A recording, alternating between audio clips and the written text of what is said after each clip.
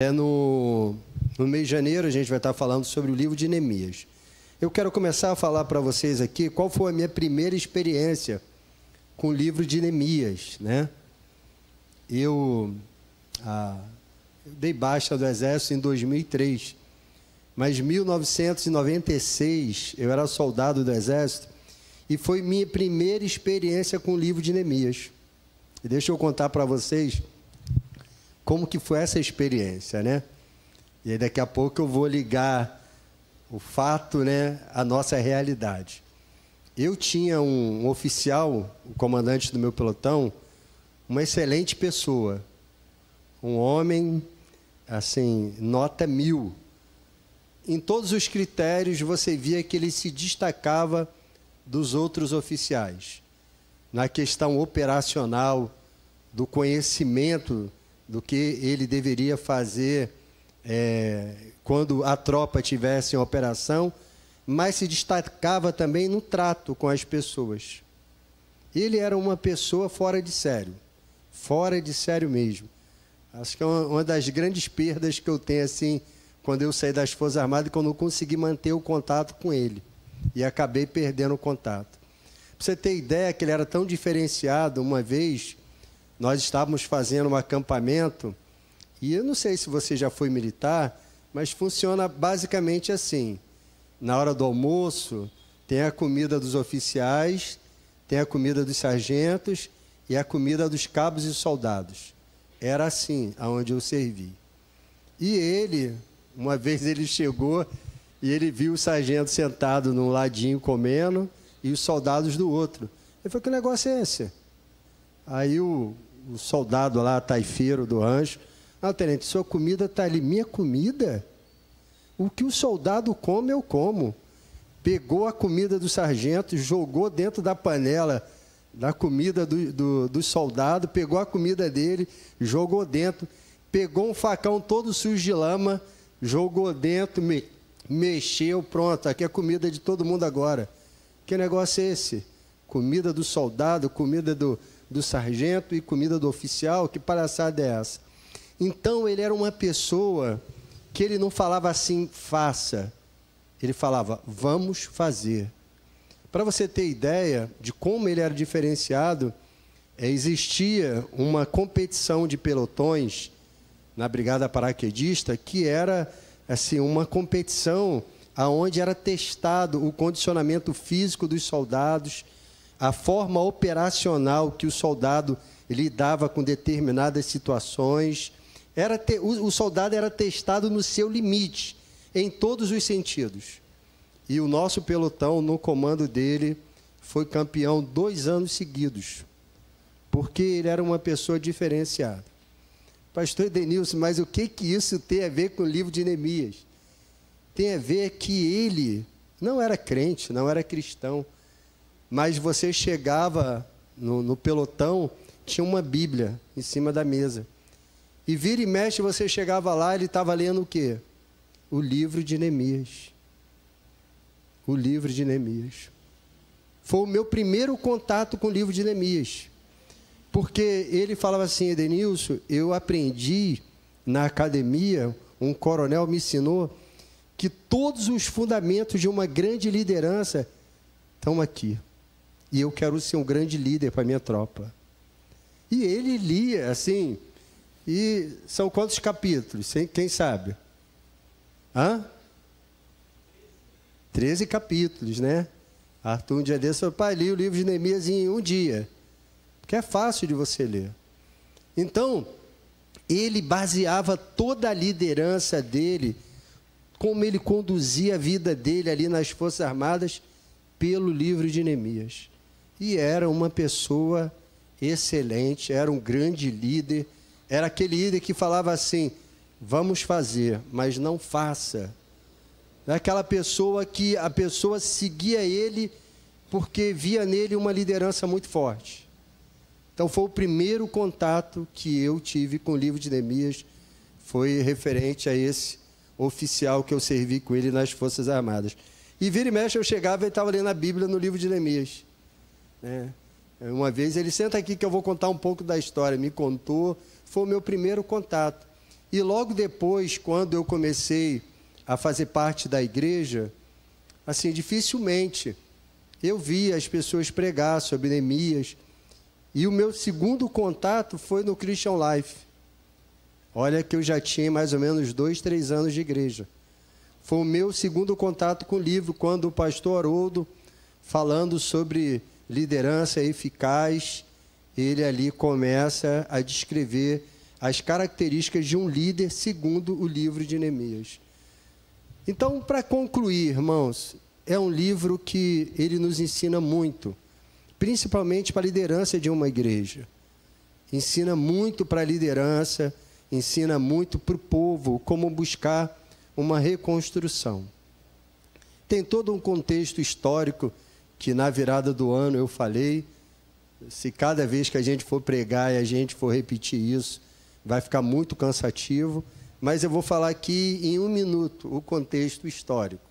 O contexto histórico é que o livro de Neemias retrata o retorno do povo do exílio da Babilônia. Teve ali 3 retornos que foram feitos. Quando bateu os 70 anos de cativeiro, Zorobabel ele voltou com o grupo, aí depois veio Neemias e Esdras. Na Bíblia hebraica, o livro de Neemias e Esdras é um livro só. Na nossa ele é dividido, porque eles são ali muito contemporâneos. Eles serviram juntos no engajamento ali. Então é um livro que Neemias volta para Jerusalém e pega uma terra destruída. E ali ele então começa a trabalhar, ele encontra oposição, porque os samaritanos que habitavam ali próximo, eles se erguem como oposição ali a Neemias e o povo de Jerusalém. Então chega uma hora que Neemias ele faz um desafio para o povo: reconstruir o muro com a mão e segurar a espada com a outra, por conta dos inimigos que estavam ali tentando de alguma forma sabotar esse projeto. Mas aí hoje eu quero falar com vocês, porque toda construção tem um começo, toda reconstrução tem uma etapa. E aí Neemias, ele, para reconstruir aquele projeto, aquela cidade, primeiro ele teve que trabalhar no interior da vida das pessoas. E aí hoje a gente vai falar sobre esse tema, reconstruindo de dentro para fora. Reconstruindo de dentro para fora. Então a história de Neemias nos ensina que para realizar grandes obras é fundamental iniciar com uma transformação interior, promover a unidade entre as pessoas e manter um entusiasmo durante todo o processo. Antes de reconstruir os muros de Jerusalém, Neemias passou por um processo de arrependimento junto com o povo. Depois ele conduziu esse povo a um projeto de unidade baseada no ânimo e determinação. Então, antes de colocar as mãos na obra física, Neemias fortaleceu o coração, o ânimo, a fé e a unidade daquele povo. Então, antes de Neemias buscar todo o processo de reconstrução, antes ele trabalhou aqui dentro, nos sentimentos daquele povo. Primeiro, ele trabalhou na relação homem e Deus, mostrando que o povo precisava se arrepender. Então, antes de meter a mão na obra, aqui dentro foi trabalhado esse critério, relação de homem com Deus. Depois, Neemias trabalhou o critério do relacionamento do homem com outro homem. Quando eu digo relacionamento do homem com outro homem, eu estou falando da comunhão, da relação interpessoal que nós temos. E logo depois, Neemias vai e começa a trabalhar o quê? O relacionamento do homem com o objeto que ele quer transformar, que é a questão do ânimo. Então, ele trabalha o ânimo no coração do homem para que o homem possa transformar aquele objeto ali. E assim desenrola essa pregação que nós vamos trabalhar aqui à noite em nome do Senhor Jesus Cristo. Então, possivelmente, você deve pensar assim comigo: eu tenho algumas áreas da minha vida que precisa de reconstrução, reformulação. O que eu preciso fazer? Primeiro, você precisa que o milagre de Deus alcance sua vida, para depois Deus usar a sua vida. Então, o primeiro milagre acontece em você. O milagre acontece no seu interior, para que depois ele aconteça de uma forma exterior. É isso que Neemias quis ensinar. Eu me recordo que quando nós estávamos lá na Rua 5, eu era diácono, abri a igreja, e um senhor um pouco, parecia que ele tinha bebido, parecia que ele tinha consumido alguma bebida alcoólica, e ele chegou meio desesperado na igreja, precisando do milagre agora. Ele falava assim: eu preciso do milagre agora, eu preciso do milagre agora, nesse momento, que era a restauração do casamento dele. Eu falei para ele: olha, primeiro o milagre acontece dentro de você, para que possa alcançar o externo, quem está perto de você. Então não acontece dessa forma, não é o seu tempo, não é a sua vontade. Primeiro o milagre acontece em você, para depois alcançar o seu casamento. Mas ele, como tinha pressa, falou: não, eu não posso esperar para amanhã, eu preciso de agora. Eu falei: agora não tem como fazer nada por você. Mas assim é o ser humano quer tudo agora, no seu tempo, na sua hora. E quando Deus começa a tratar aqui dentro, primeiro, nós começamos a entender isso, que não é o meu tempo, que não é a minha vontade, que não é do meu modo, mas sim conforme o Senhor deseja. Então, a primeira forma que nós vemos aqui, desse processo de dentro para fora, reconstruindo de dentro para fora, nós vemos aqui o arrependimento e a transformação interior. Tudo começa com arrependimento e transformação interior. Tudo começa com santidade. Todo o processo de reconstrução acontece através do arrependimento e transformação interior. Vou dar alguns exemplos para vocês, só para a gente reforçar essa tese, e depois a gente vai ler em Neemias. Quando Moisés morreu, quem assumiu a liderança do povo de Israel foi Josué.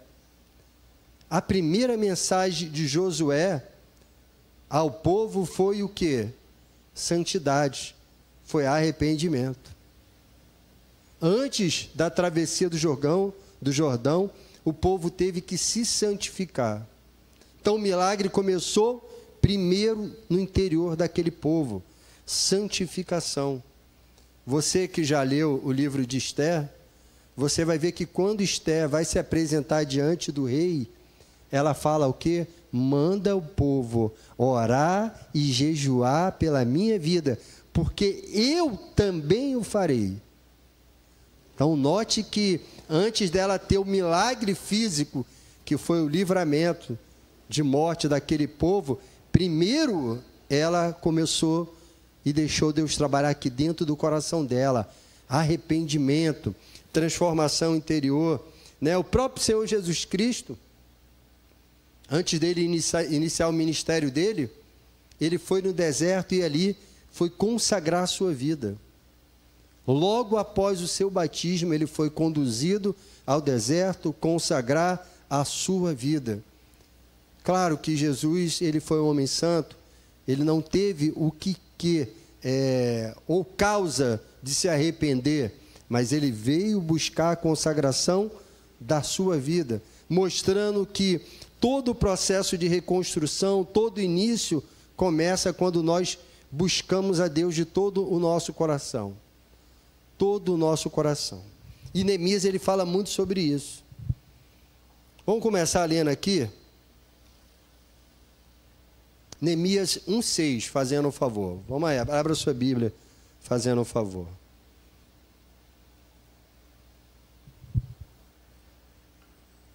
E você que faz parte da liderança da igreja, pega o dever de casa. chegar em casa, ler o livro de Neemias todinho.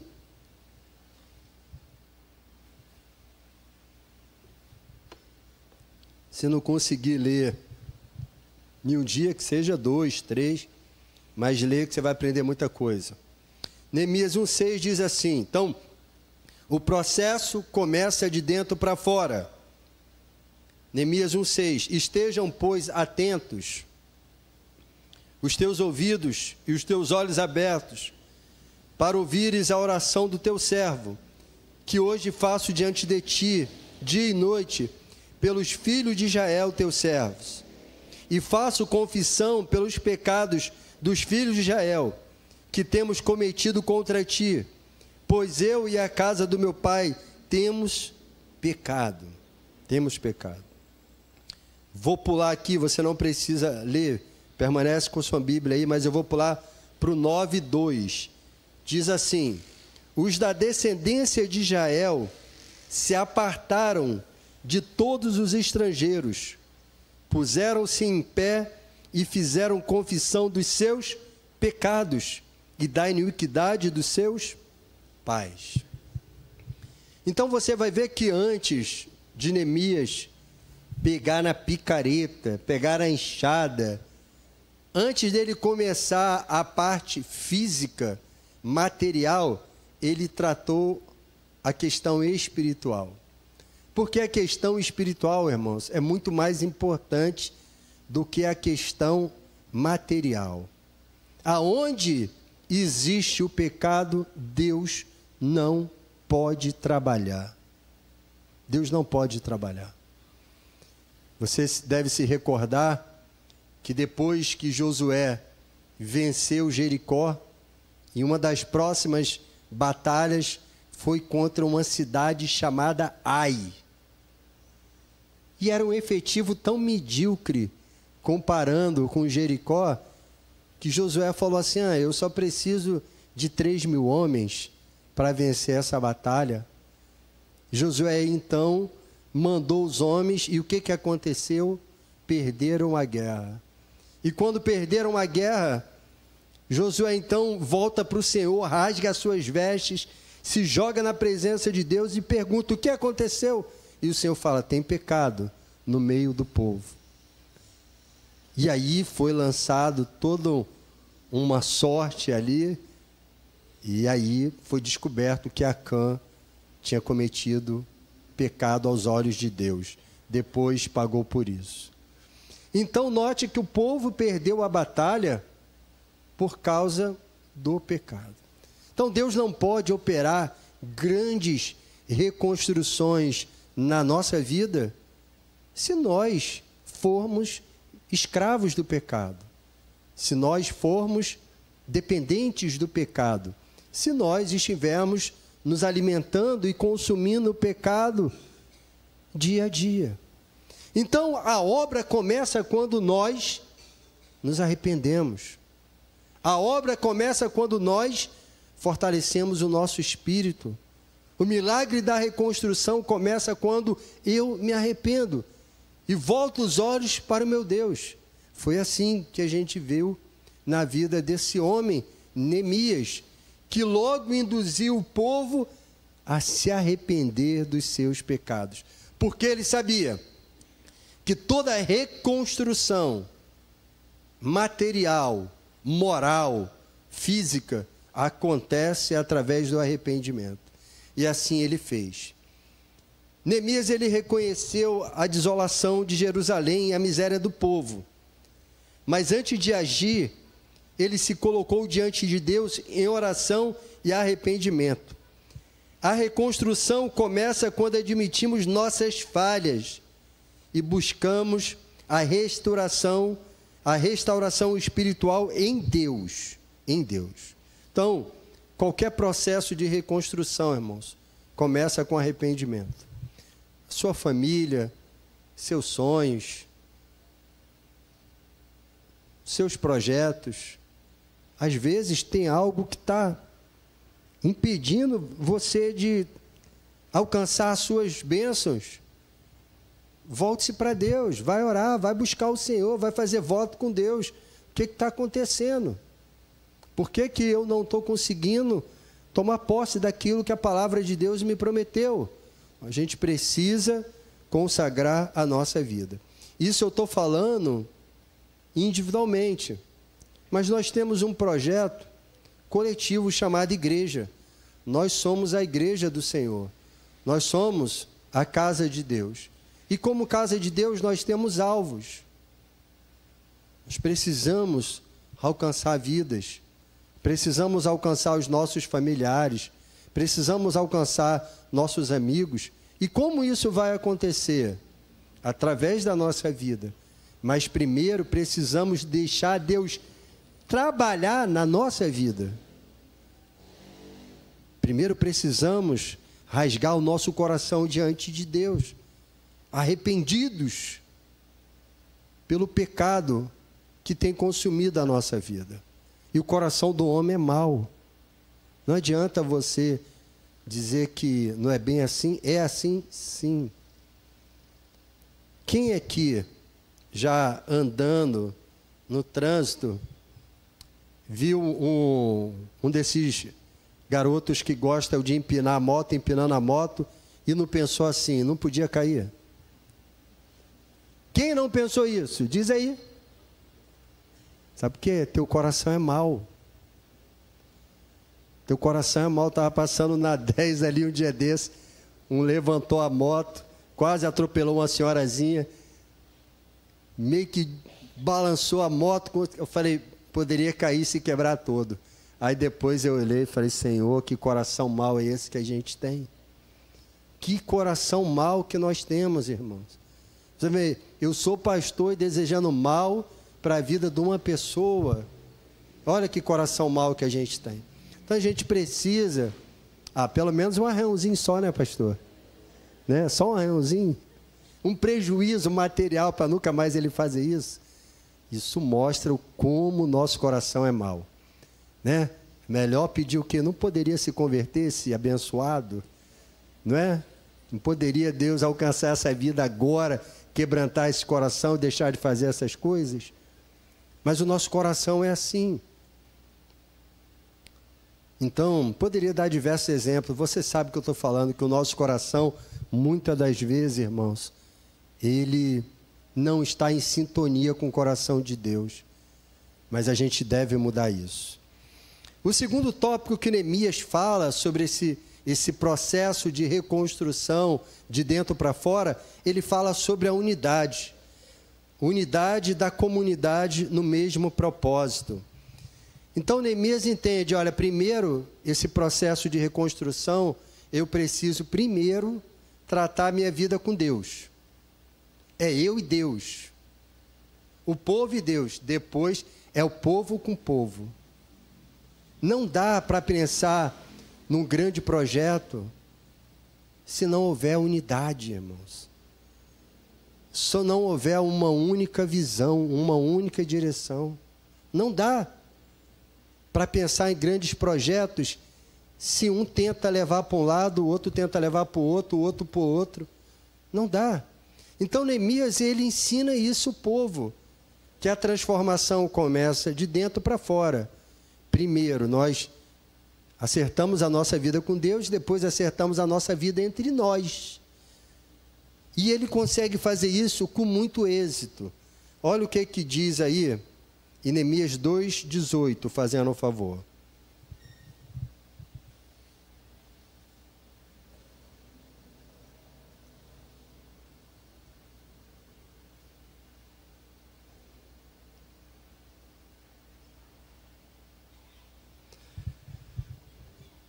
Diz assim 2:18, então lhes contei como a boa mão de Deus estava comigo, e também as palavras que o rei havia me dito. Eles disseram, vamos nos preparar e começar a construção. E se fortaleceram para fazer essa boa obra. Então note que quando Neemias ele começa a trabalhar o entusiasmo, a unidade do povo, o povo decide, vamos nos preparar e começar a reconstrução. Vamos nos preparar. Diz mais ainda, né? Porque quando a gente fala de unidade, caminhar no mesmo propósito, às vezes sempre tem um que não quer caminhar, porque ele alega que aquilo ali não é o chamado dele. Não, isso aí, eu não fui chamado para fazer isso, então eu não vou me envolver com isso porque não é o meu chamado. E aí, quando a gente vai ler o livro de Neemias, a gente vai ver que todo o povo, ele caminhou na mesma direção. Até mesmo aqueles que não teriam responsabilidades de estar ali, participaram e conduziram o povo em vitória. Olha o que diz em Neemias 3:1. Olha como os sacerdotes se reuniram para trabalhar juntos na reconstrução do muro. 3:1. Então, o sumo sacerdote,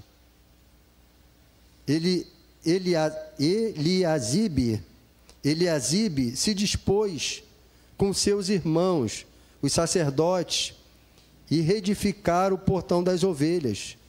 Consagraram-no e assentaram-lhe as portas e continuaram a reconstrução até a Torre dos 100 e até a Torre de Ananel.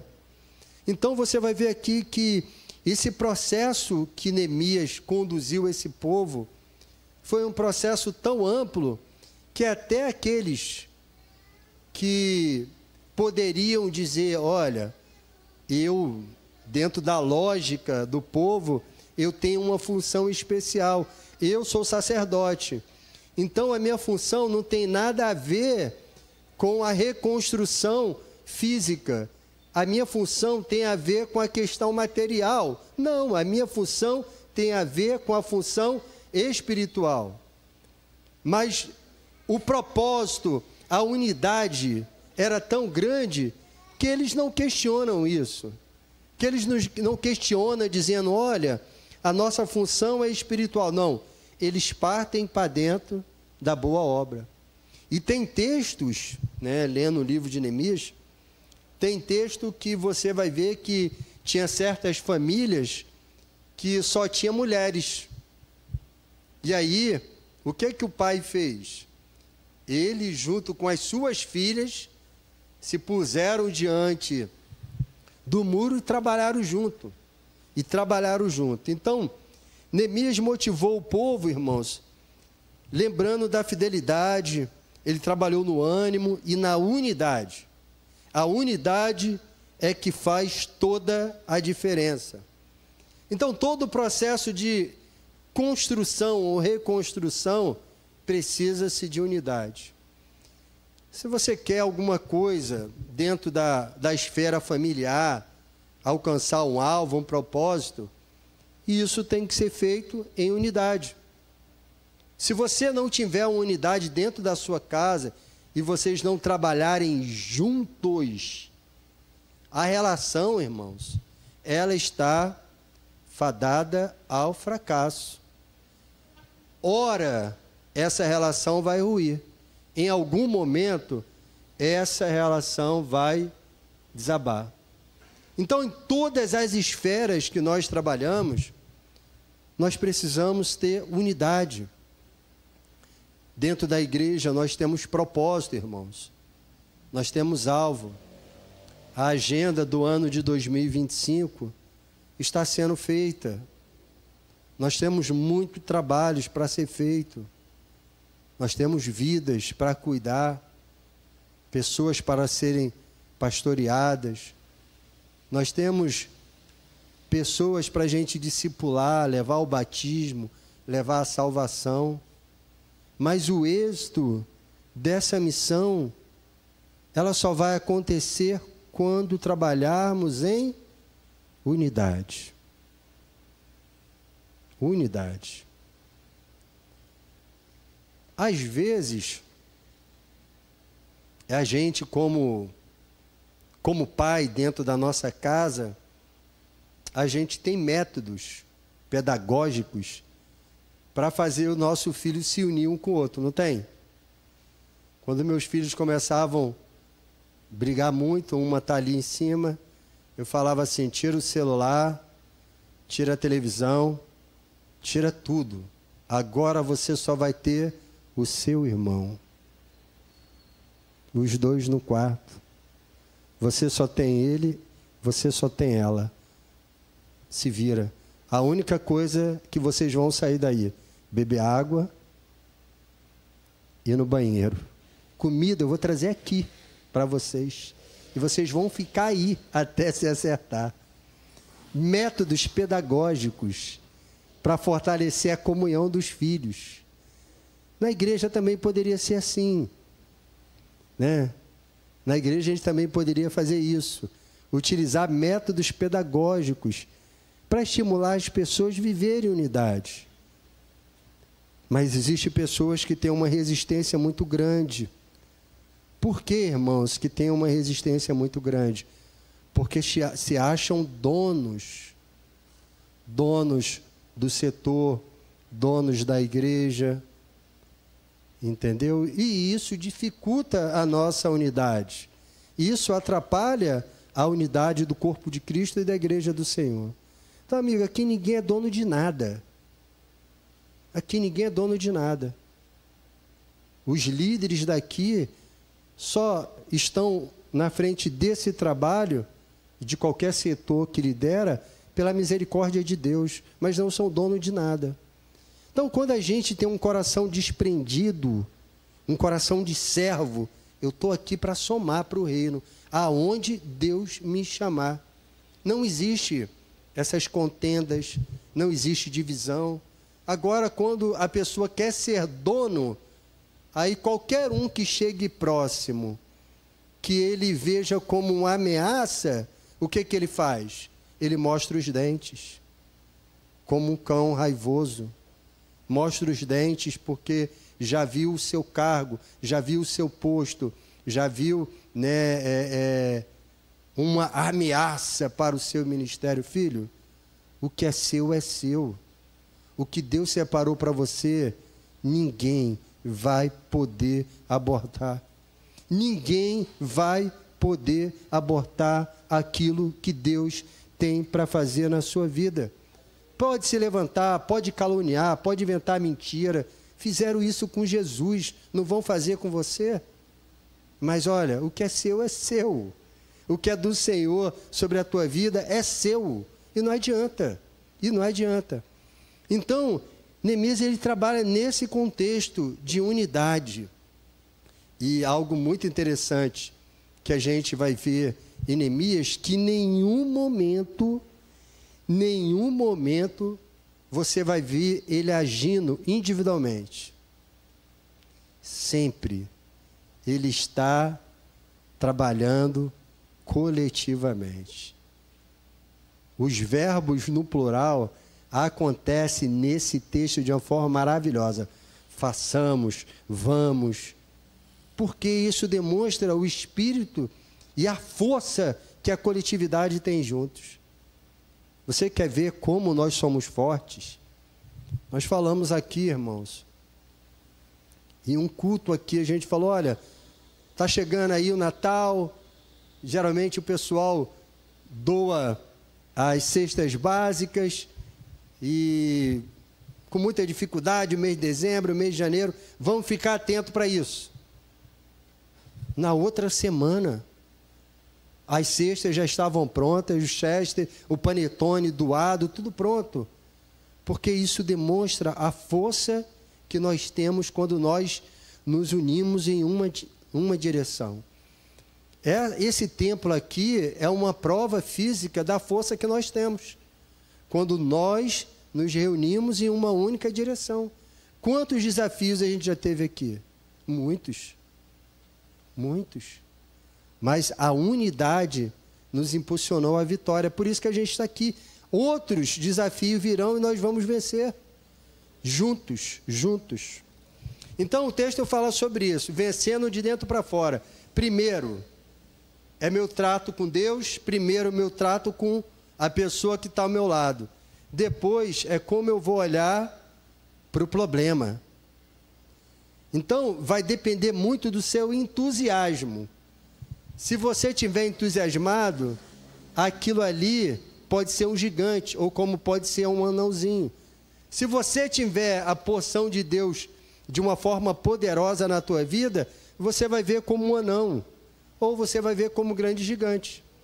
O que mudou a questão do povo para Davi quando viu o gigante?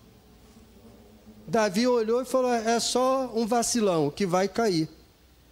O povo olhou e viu, é um grande guerreiro, é um gigante armado até os dentes, e agora acabou a nossa vida. E Davi olhou e falou, não, vai cair, porque se levantou contra o Senhor. Qual a diferença? Estava no coração, o ânimo no coração de cada um. O ânimo no coração de cada um. Então, Neemias, ele trabalha no espiritual, trabalha no coletivo e trabalha no ânimo, no coração das pessoas. Vamos ler aí, fazendo um favor? Neemias 4:6, fazendo um favor.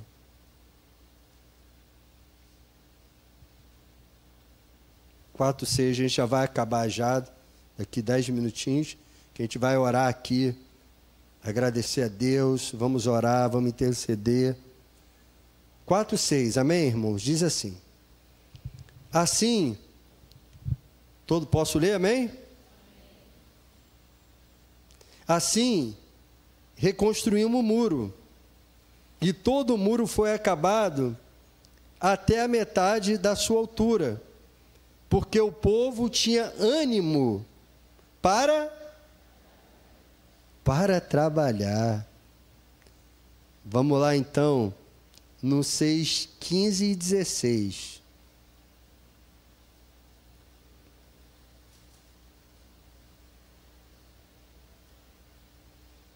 E aí, aqui já fala um pouco da consequência de quando nós conseguimos completar a nossa missão.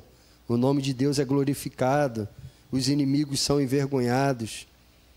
6, 15 e 16. O muro ficou pronto no 25º dia do mês de Eliú, em 52 dias. Quando todos os nossos inimigos ouviram isso, todas as nações vizinhas ficaram atemorizadas e com o orgulho ferido, porque reconheceram que essa obra havia sido executada com a ajuda do nosso Deus. Então, vamos ver aqui que construir uma grande obra como essa, sem uma mão de obra qualificada, sem o material necessário, em 52 dias só foi possível porque o povo tinha ânimo. Com ânimo, nós conseguimos fazer todas as coisas. Com ânimo, tudo se transforma mais fácil. Então, a reconstrução espiritual e física também não é isenta de desafios. Nós vimos aqui que os inimigos, eles tentaram impedir o projeto de Neemias. Então, a reconstrução física e espiritual não é isenta de desafios. Neemias mostrou que enquanto orávamos, também precisamos estar vigilantes e perseverantes. Deus nos chama para equilibrar a confiança nele com a nossa dedicação no trabalho. Então precisamos ser vigilantes. Agora vamos passar para 3 práticas para a gente encerrar. O que nós aprendemos aqui com essa palavra? O ano de Neemias. Tempo de reconstrução, tempo de conquista. Primeiro, tudo começa eu e Deus. Tudo começa eu e Deus. Segundo, tudo começa eu e o meu próximo. Eu e você. Como nós vamos andar? Juntos ou separados? Juntos. O fardo será mais leve. Vamos vencer. Vamos superar. Separados, a tendência é dar errado. A tendência é dar muito errado. Então, o homem com Deus, o homem com o homem E o homem com o objeto que precisa ser transformado, que só é transformado através do ânimo. Ânimo. Ânimo. Então vamos trazer isso para a nossa prática. Primeiro, seus projetos. Quem tem projeto, diga amém.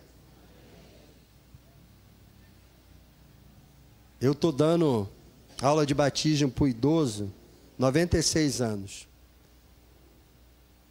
Pretendo ficar o ano de 2025 todo discipulando e acompanhando ele, toda segunda-feira. E eu falando sobre milagre. Falei, qual o maior milagre que você precisa hoje? E ele falou 4 milagres. Cura da perna, cura da mobilidade dele, cura da visão e uma dor que ele sente muito forte na cintura. E eu falei para ele, o maior milagre da salvação. E aí, no final daquele dia, eu mostrei para ele que o projeto mais importante na vida dele é a salvação dele.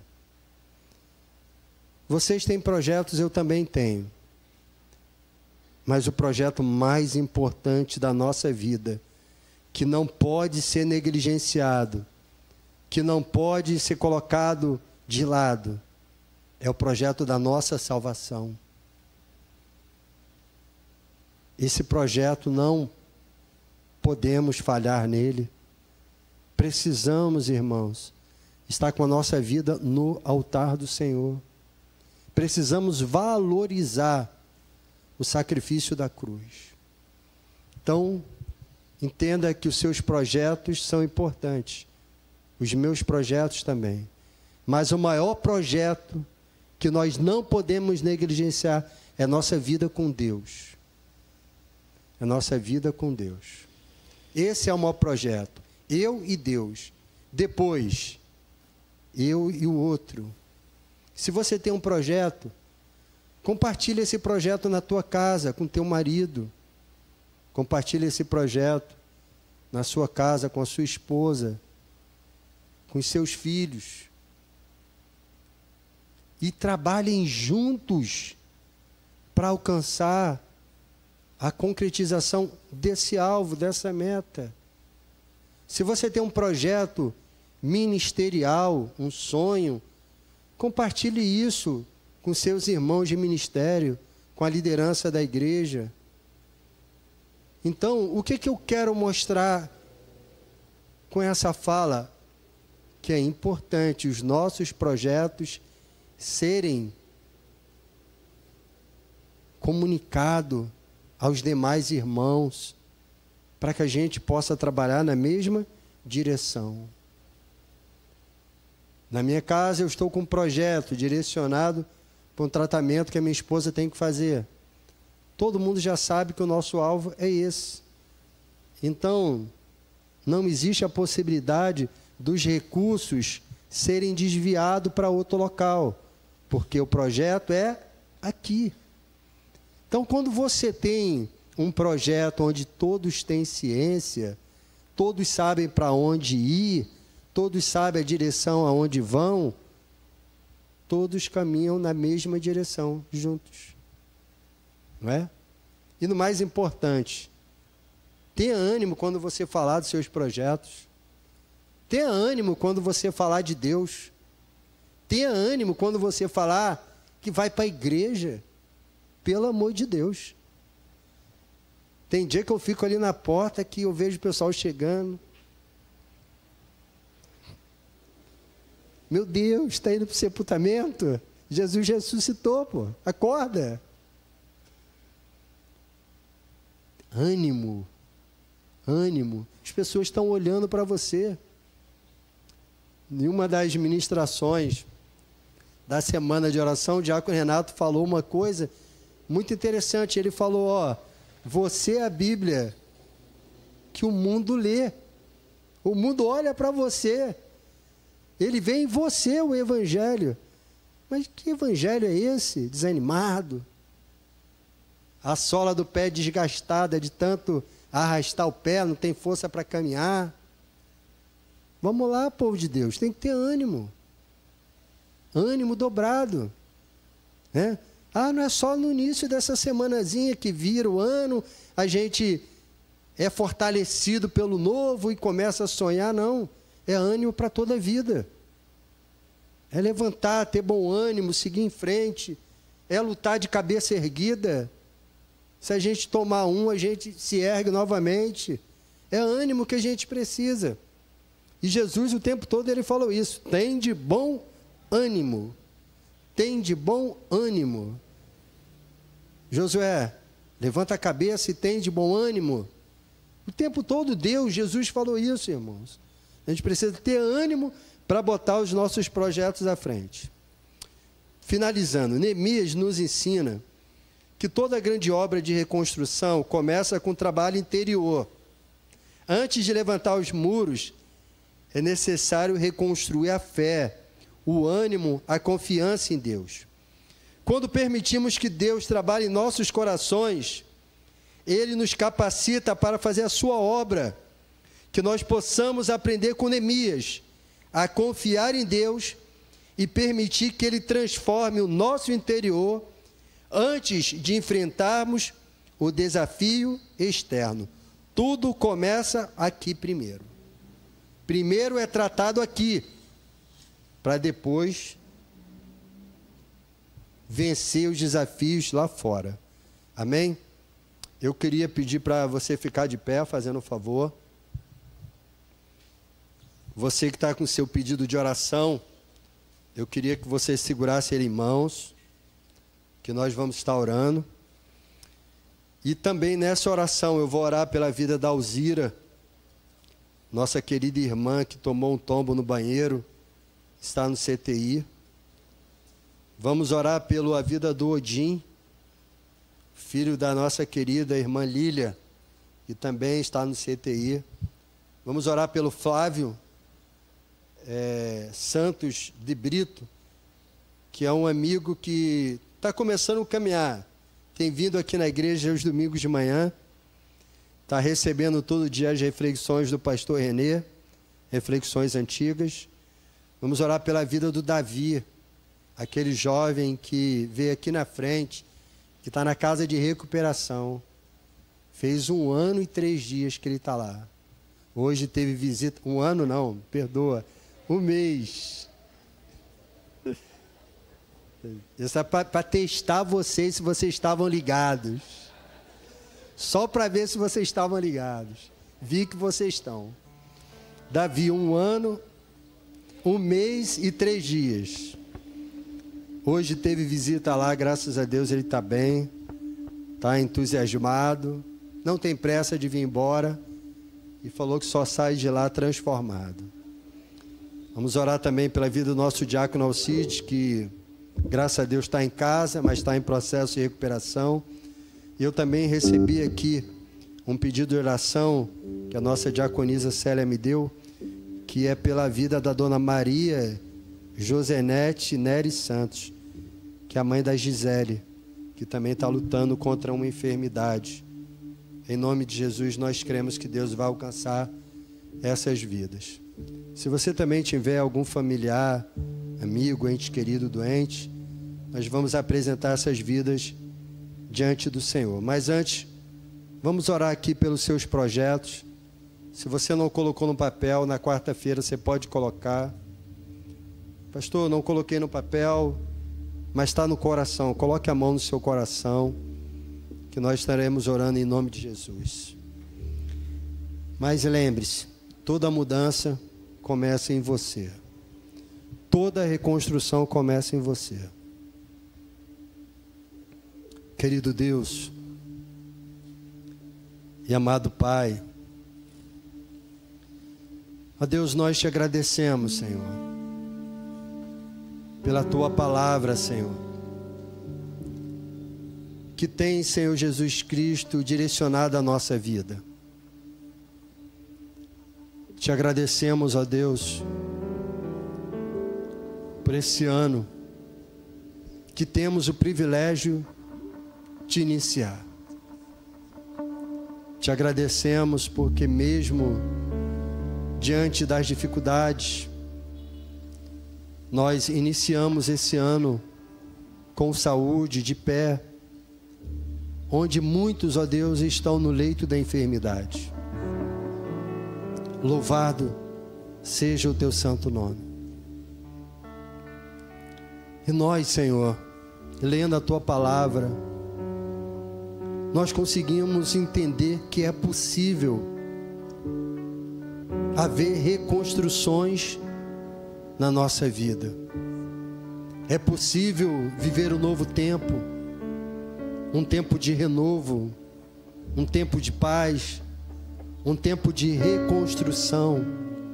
É possível vivermos um tempo de avivamento e renovação, seja na nossa vida individual como coletiva.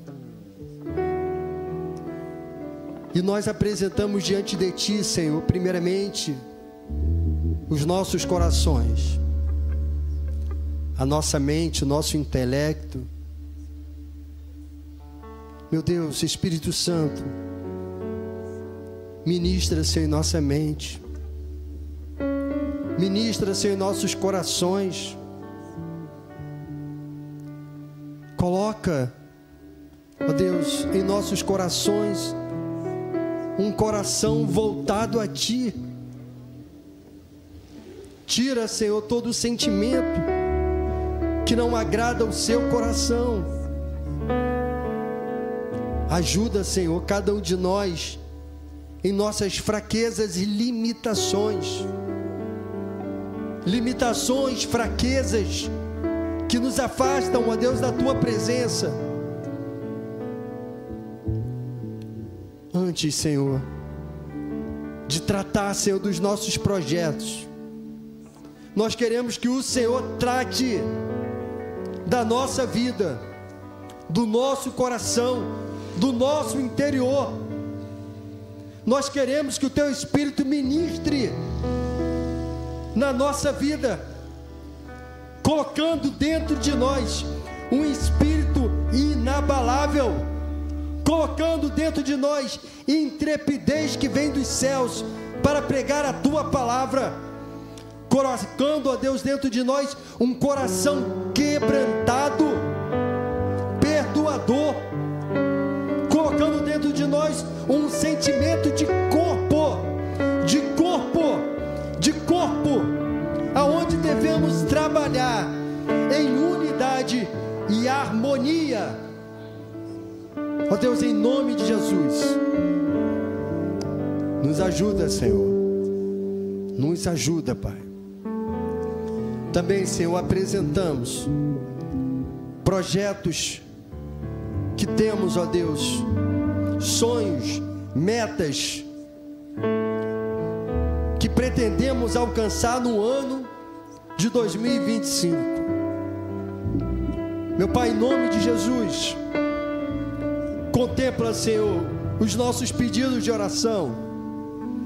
Em nome do Senhor Jesus Cristo, vai abrindo a porta que o Teu filho e a Tua filha precisa.